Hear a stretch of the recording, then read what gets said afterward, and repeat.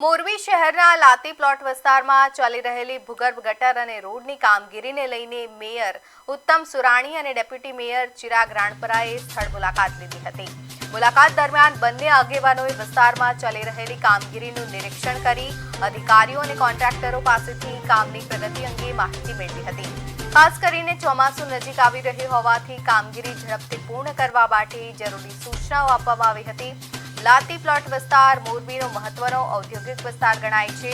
છેલ્લા લાંબા સમયથી ડ્રેનેજ અને રોડની કામગીરી ચાલતી હોવાથી અનેક રસ્તાઓ ખોદી રાખવામાં આવ્યા છે, જેના કારણે વેપારીઓ અને સ્થાનિક લોકોને ભારે મુશ્કેલીઓનો સામનો કરવો પડી રહ્યો છે। વેપારીઓનું કહેવું છે કે રસ્તાઓ ખોદાયેલા હોવાના કારણે માલસામાનની અવરજવર તેમજ વ્યવસાય પર પણ અસર પડી રહી છે। ચોમાસા પહેલા કામગીરી પૂર્ણ ન થાય તો સમસ્યા વધુ ગંભીર બની શકે છે। મેયરે અધિકારીઓ અને કોન્ટ્રાક્ટરોને સમય મર્યાદામાં ગુણવત્તાસભર કામગીરી પૂર્ણ કરવા સૂચના આપી છે।